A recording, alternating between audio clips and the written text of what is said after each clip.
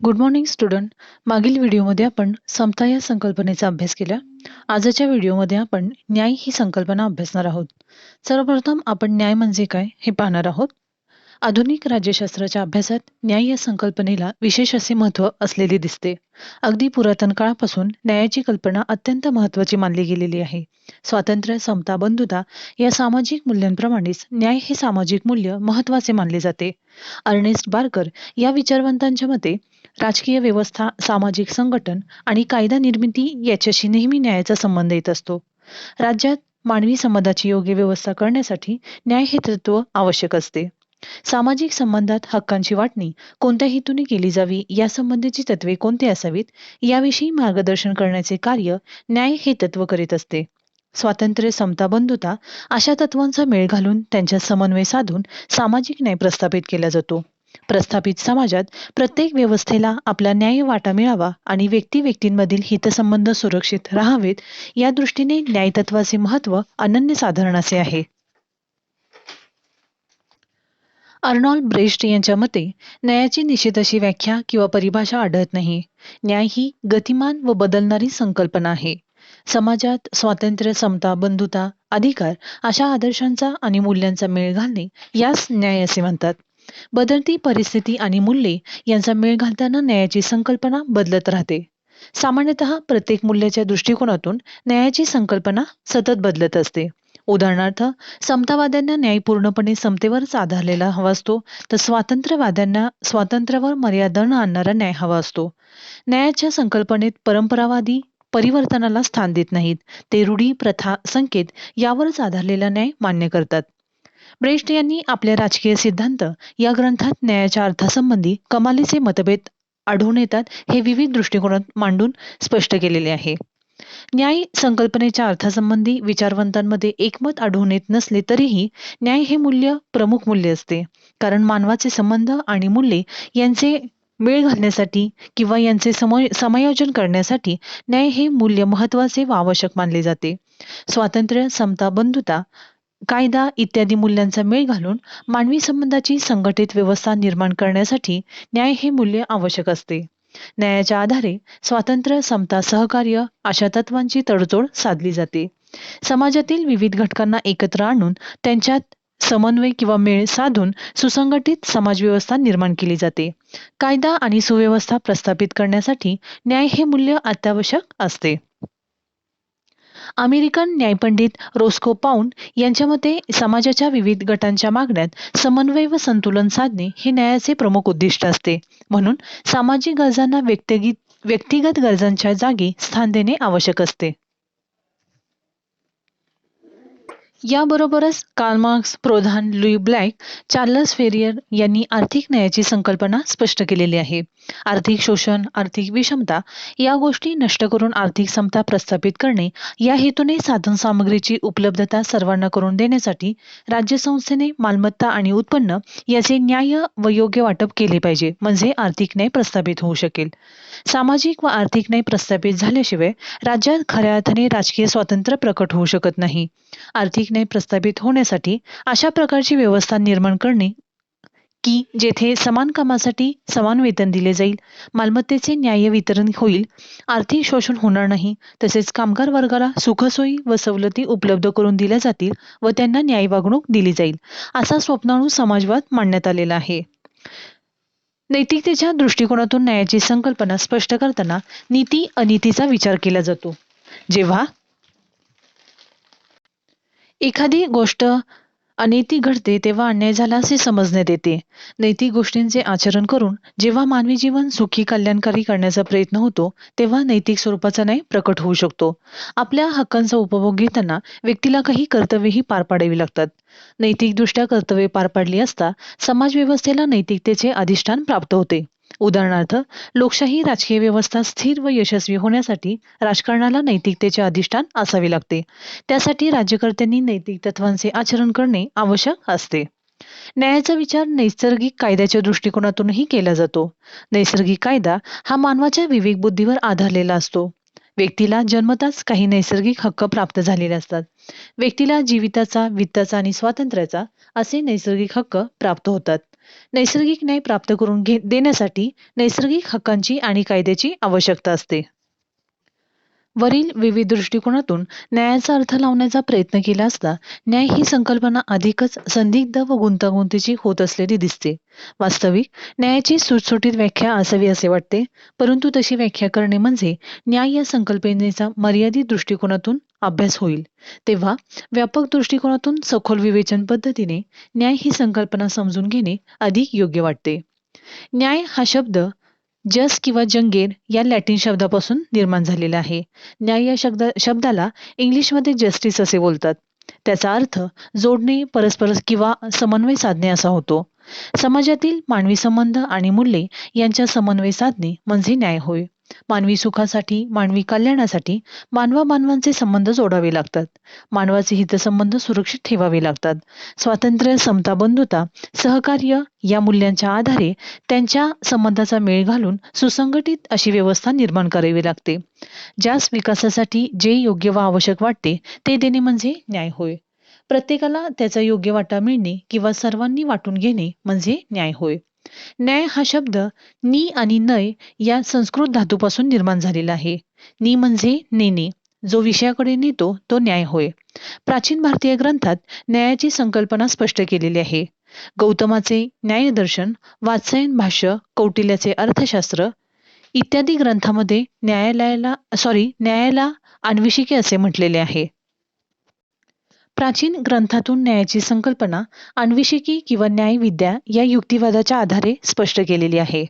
कार्यपद्धती विषयक न्याय व सामाजिक न्याय असे न्यायाचे दोन भाग पाडले जातात.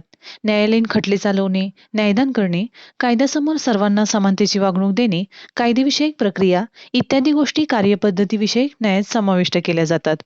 सामाजिक न्याय म्हणजे समाजातील उपलब्ध वस्तू आणि सेवा यांचे रास्त व योग्य वाटप करणे होय.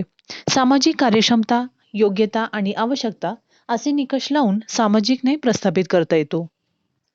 जॉन रॉल्स यांनी आपल्या ए थेअरी ऑफ जस्टिस या ग्रंथात न्यायाची संकल्पना पुढील प्रमाणे स्पष्ट केलेली आहे. रॉल्स यांनी न्यायासंबंधी दोन तत्वे सांगितलेले आहेत. एक, व्यक्तीला प्रथम मूलभूत स्वातंत्र्य प्राप्तीचा समान अधिकार मिळाला पाहिजे आणि हाच अधिकार समाजातील इतर व्यक्तींना सुद्धा प्राप्त झाला पाहिजे. 2, सामाजिक आणि आर्थिक विषमता याचे समर्थन करता येईल, परंतु अशा विषम वितरण व्यवस्थेमुळे ज्या व्यक्तींना कमीत कमी लाभ मिळत असेल त्यांना जास्तीत जास्त लाभ मिळाला पाहिजेत. तसेच सार्वजनिक पद आणि सार्वजनिक प्रतिष्ठा प्राप्त करण्यासाठी कोणतीही अट लावता कामा नये. पात्रता, योग्यता असणाऱ्या व्यक्तीला निपक्षपातीपणे ते पद मिळाले पाहिजेत.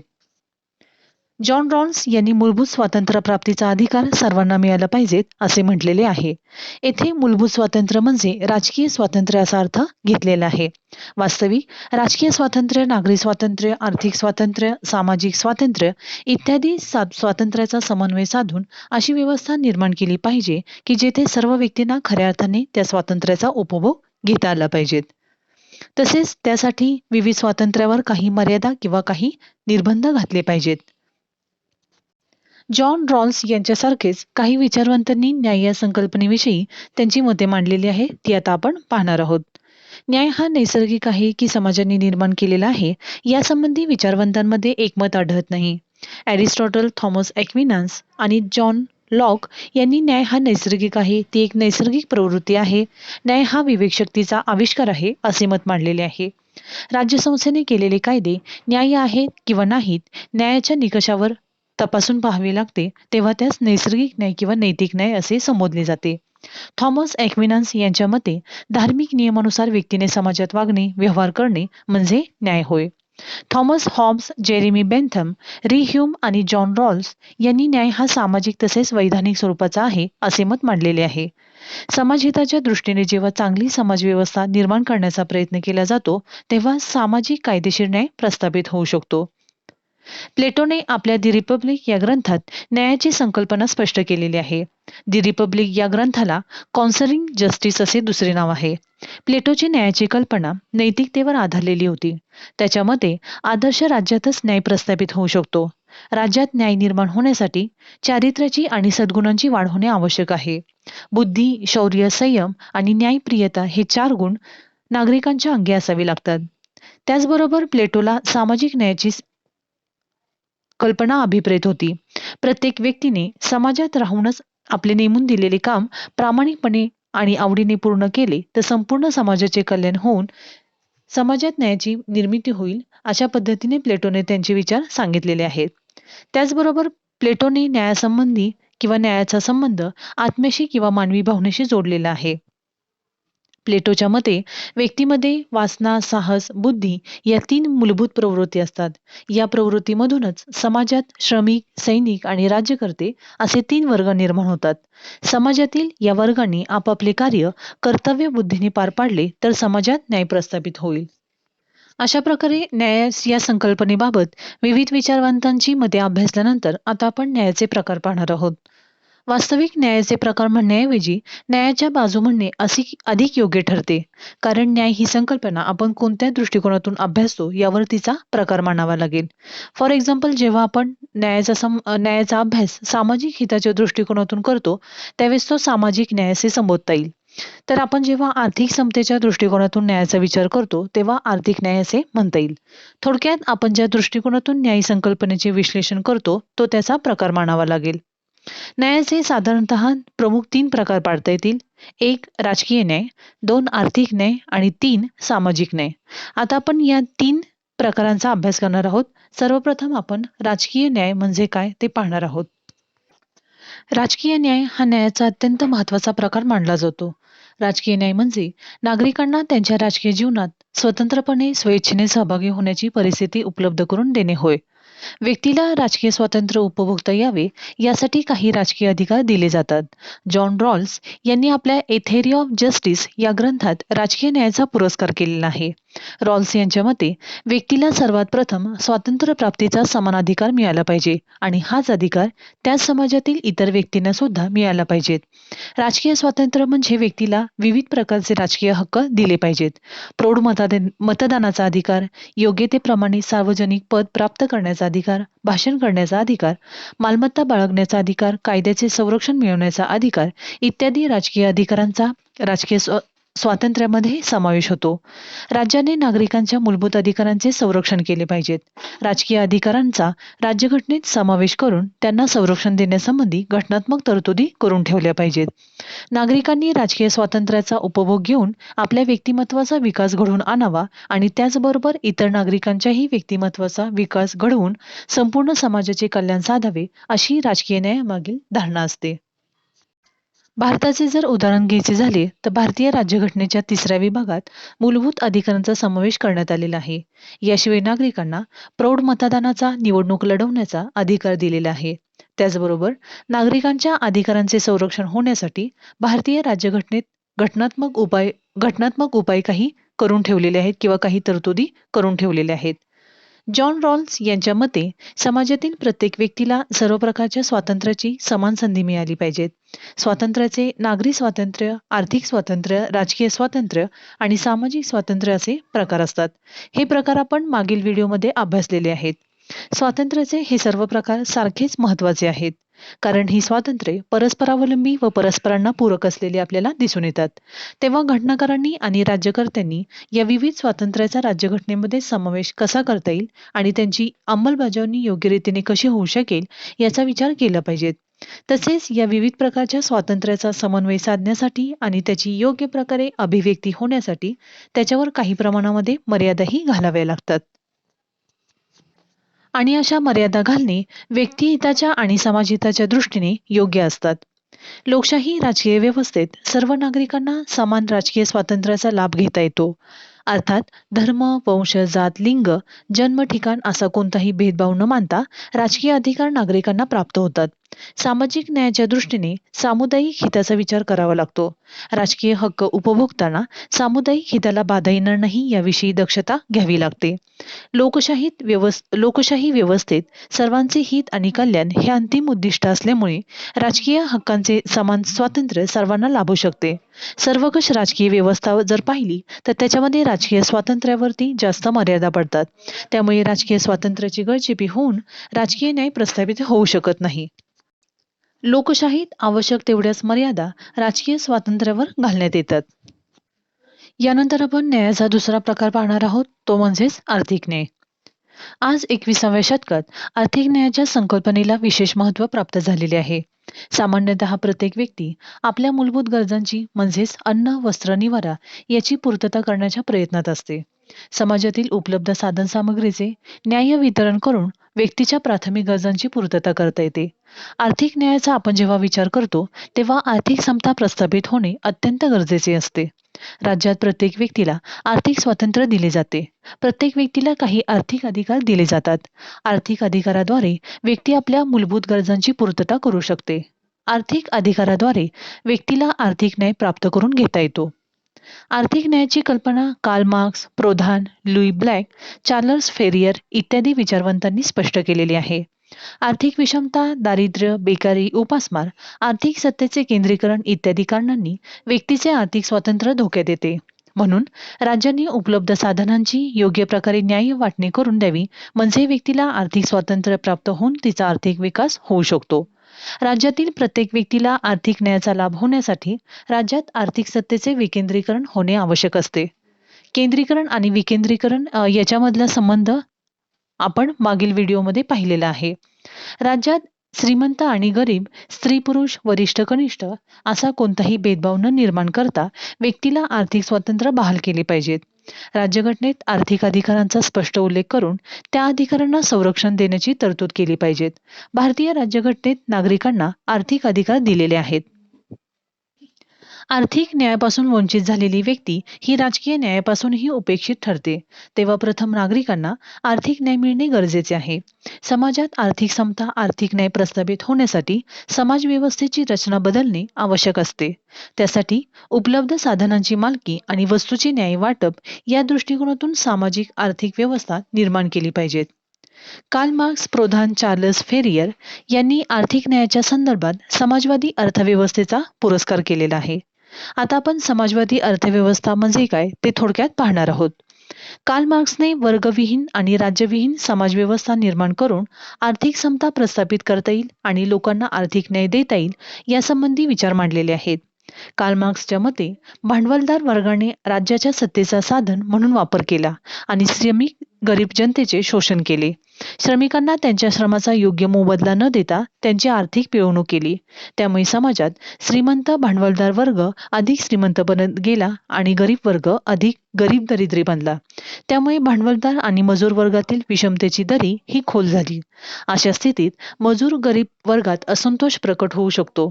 त्यांच्या मूलभूत गरजांची पूर्तता न झाल्यामुळे त्यांचा असंतोष तीव्र बनू शकतो. त्यातूनच भांडवलदार व श्रमिक यांच्यामध्ये संघर्ष घडून येतो. आजपर्यंतचा इतिहास हा वर्ग संघर्षाचा इतिहास होय असे सांगून मार्क्सने संघर्षातूनच विकास घडून येतो असे स्पष्टपणे सांगितलेले आहे. वर्ग संघर्षातून क्रांती आणि क्रांतीनंतर साम्यवादी समाजरचना व्यवस्थेची निर्मिती करता येईल.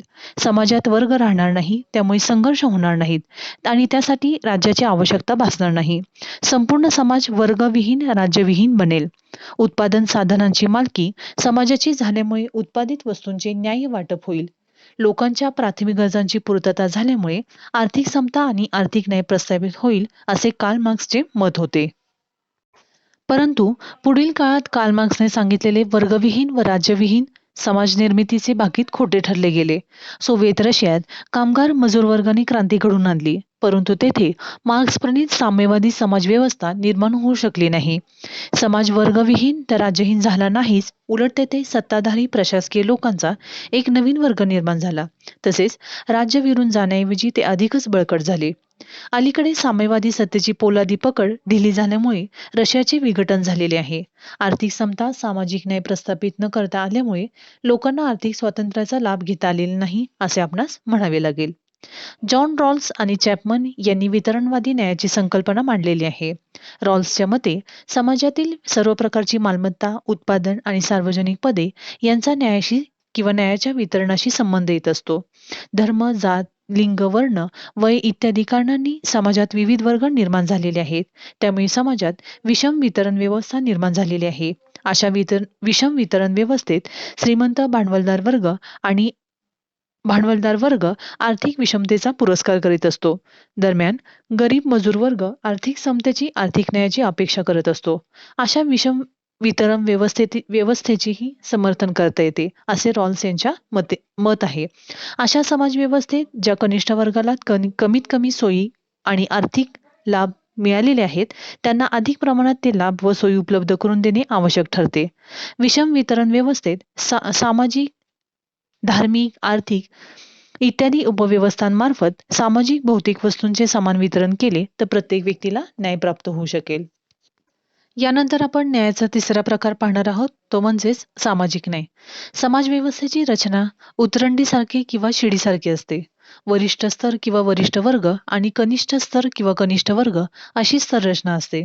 वरिष्ठ स्तरांना विशेष अधिकार असतात आणि कनिष्ठ स्तरांना कमी अधिकार असतात किंवा काही अधिकार दिलेलेच नसतात. सामान्यतः व्यवसाय, वंश, जात, लिंग, वर्ण, पंथ, संपत्ती, शिक्षण इत्यादी निकषांवर विविध स्वरूपाचे वर्ग निर्माण झालेले दिसतात. समाजात वरिष्ठ कनिष्ठ, उच्च नीच, श्रीमंत गरीब, स्त्री पुरुष, सुशिक्षित अशिक्षित असे वर्गभेद निर्माण झाले. वर्गभेदामुळे सामाजिक विषमता निर्माण झाली. सामाजिक विषमतेच्या पोटी सामाजिक अन्याय उदयाला आला. समाजात जेव्हा व्यक्तीवर सामाजिक अन्याय होऊ लागला तेव्हा व्यक्तीला सामाजिक न्यायाची गरज भासू लागली. समाजातील वरिष्ठ स्तरावरील वर्गांना सामाजिक प्रतिष्ठा, सामाजिक दर्जा प्राप्त होत असे, परंतु कनिष्ठ वर्गातील लोकांना सामाजिक प्रतिष्ठा, सामाजिक दर्जा प्राप्त करून घेता येत नसे, कारण कनिष्ठ स्तरावरील लोकांना सामाजिक स्वातंत्र्य उपभोगण्याचेच अधिकार दिलेले नव्हते. कनिष्ठ स्तरावरील लोकांनी कनिष्ठ दर्जाचे व्यवसाय व कामे करावीत आणि कनिष्ठ दर्जाच्या राहणीमानातच राहावे अशी समाजव्यवस्थेची धारणा होती. विशिष्ट वर्गातील लोकांनी शिक्षण घ्यावे, विशिष्ट अधिकार उपभोगावेत आणि प्रतिष्ठेने राहावे अशी सामाजिक विषमता निर्माण झालेली होती. पुरुषप्रधान संस्कृतीमुळे स्त्रियांना समाजात कनिष्ठ दर्जा व अन्यायाची वागणूक मिळत असे. अशा प्रकारे सामाजिक विषमता असणाऱ्या समाजात व्यक्तीचा सर्वांगीण विकास होऊ शकत नाही. तसेच समाजात ऐक्य, सामंजस्य, समता प्रस्थापित होऊ शकत नाही. जेव्हा समाजात विषम व्यवस्था निर्माण होऊन सामाजिक अन्याय होऊ लागतो तेव्हा लोक सामाजिक न्यायाची अपेक्षा करतात. समाजातील कनिष्ठ, दुर्बल लोक सामाजिक न्यायाची मागणी करतात. अशा वेळी राज्याने विशेष सवलती व अधिकार देऊन त्यांना सामाजिक न्याय दिला पाहिजे. घटनात्मक तरतुदी करून कायदेमंडळाकडून कायद्याची निर्मिती करून सामाजिक न्याय प्रस्थापित केला पाहिजे. समाजातील कनिष्ठ दर्जाच्या लोकांना सामाजिक न्यायाची वागणूक देऊन त्यांची सामाजिक प्रतिष्ठा व सामाजिक दर्जा वाढवण्याचा प्रयत्न झाला पाहिजे. सामाजिक समतेच्या अभावामुळे कनिष्ठहीन दर्जाच्या लोकांना सामाजिक न्यायापासून वंचित राहावे लागते. महाराष्ट्रात ब्राह्मण ब्राह्मणेतर असा संघर्ष सुरू झालेला होता. ब्राह्मणेतर वर्गाला सामाजिक न्याय मिळवून देण्यासाठी, त्यांची सामाजिक गुलामगिरी नष्ट करण्यासाठी महात्मा फुले, डॉक्टर बाबासाहेब आंबेडकर, छत्रपती शाहू महाराज, कर्मवीर भाऊराव पाटील यांनी ब्राह्मणेतर चळवळीचे कार्य सुरू केले होते. महात्मा फुले यांनी सत्यशोधक समाजाची चळवळ सुरू केली. समाजातील दुर्बल कनिष्ठ वर्गाला विकासाची समान संधी मिळवून देण्यासाठी त्यांनी प्रयत्न केले. डॉक्टर बाबासाहेब आंबेडकर, छत्रपती शाहू महाराज आणि कर्मवीर भाऊराव पाटील यांनी अस्पृश्यता निवडण्याचे कार्य केले. महात्मा गांधीजींचे अस्पृश्यता निवडण्याचे कार्य महनीय किंवा कौतुकास्पद म्हणावे लागेल. सामाजिक न्याय आणि कायदा यांचा संबंध अधिक जवळचा असतो. सामान्यतः जेव्हा कायदा आणि न्यायदान पद्धती न्याय्य असतात आणि न्यायाधीश सद्सद विवेक बुद्धीचा आधार घेऊन निस्पृहपणे, निपक्षपातीपणे न्यायदानाचे कार्य करतात, तेव्हा सर्वसामान्य लोकांना सामाजिक न्याय प्राप्त होऊ शकतो. कायद्याचे उद्दिष्ट जेव्हा सामाजिक न्याय हेच असते तेव्हा समाजातील सर्व स्तरातील लोकांना समानतेची वागणूक मिळते. परंतु जेव्हा कायद्याची निर्मिती आणि त्याची अंमलबजावणी समाजातील एका विशिष्ट वर्गाच्या हितसंबंध सांभाळण्यासाठी केली जाते तेव्हा सामाजिक अन्याय होऊ शकतो. सामाजिक न्याय प्रस्थापित करण्यासाठी घटनात्मक तरतुदी आणि कायदे निर्माण केले तरी त्याची योग्य प्रकारे अंमलबजावणी होणे गरजेचे असते. केवळ कायद्याची निर्मिती करून सामाजिक विषमता, सामाजिक अन्याय याचे निवारण होत नाही. सामाजिक सुधारणा घडवून आणण्यासाठी लोकांची मानसिकता निर्माण करणे गरजेचे आहे. आतापर्यंत भारतात सामाजिक समतेसाठी विविध प्रकारचे कायदे निर्माण करण्यात आलेले आहेत, परंतु त्याचे परिणाम पाहिजे तेवढ्या प्रमाणात दिसून आलेले नाहीत. उदाहरणार्थ, अस्पृश्यता निवडण्याचा कायदा, हुंडा प्रतिबंध कायदा, व्यसनमुक्तीचे कायदे, सार्वजनिक प्राथमिक मोफत शिक्षणाचा कायदा इत्यादी सामाजिक सुधारणांच्या कायद्यांची योग्य प्रकारे अंमलबजावणी झालेली नाही.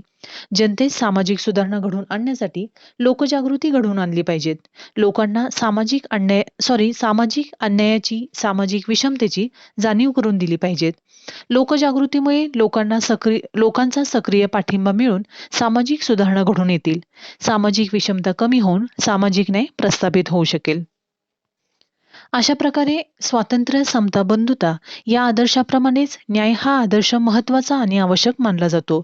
व्यक्तीचा सर्वांगीण विकास घडून येण्यासाठी आणि कल्याणकारी राज्याची निर्मिती करण्यासाठी न्याय प्रस्थापित होणे अत्यंत आवश्यक असते. न्याय या संकल्पनेचे महत्त्व वेगवेगळ्या विचारवंतांनी पुढील शब्दात व्यक्त केलेले आहे. ॲक्विनस यांनी असे म्हटले आहे की, न्यायाशिवाय राज्य म्हणजे चोरांची टोळी असल्यासारखेच होय. संपूर्ण समाजव्यवस्थेत न्यायाचे महत्त्व अनन्यसाधारण आहे. तर लॉर्ड ब्राईस यांनी असे म्हटले आहे की, न्यायाचा दिवा विझला तर सर्वत्र राज्यामध्ये अंधार पसरेल. पंडित जवाहरलाल नेहरूंनी न्यायाचे महत्त्व विशद करताना प्रत्येकाचे अश्रू पुसून टाकणारी समाजव्यवस्था निर्माण करण्यासाठी न्याय आवश्यक व महत्त्वाचा आहे असे म्हटलेले आहे. डॉक्टर बाबासाहेब आंबेडकर यांनी पुढीलप्रमाणे उद्गार काढून न्यायाचे महत्त्व विशद केलेले आहे. आपणाला लोकशाही समाजव्यवस्था यशस्वी करावयाची असेल तर केवळ राजकीय स्वातंत्र्य प्राप्त करून भागणार नाही. राजकीय स्वातंत्र्याबरोबरच आर्थिक स्वातंत्र्य आणि सामाजिक स्वातंत्र्य प्रस्थापित करणे गरजेचे आहे. आर्थिक व सामाजिक समता प्रस्थापित केल्याशिवाय आपली राजकीय व्यवस्था स्थिर व यशस्वी होऊ शकणार नाही. एकंदरीत व्यक्तीचा सर्वांगीण विकास घडून येण्यासाठी आणि कल्याणकारी राज्याच्या निर्मितीसाठी राजकीय, आर्थिक व सामाजिक क्षेत्रात समता प्रस्थापित होणे आवश्यक असते. राज्यात व्यक्तीला समतेची आणि न्यायाची वागणूक मिळणे आवश्यक असते. या ठिकाणी आपले प्रकरण 4 संपत आहे. धन्यवाद.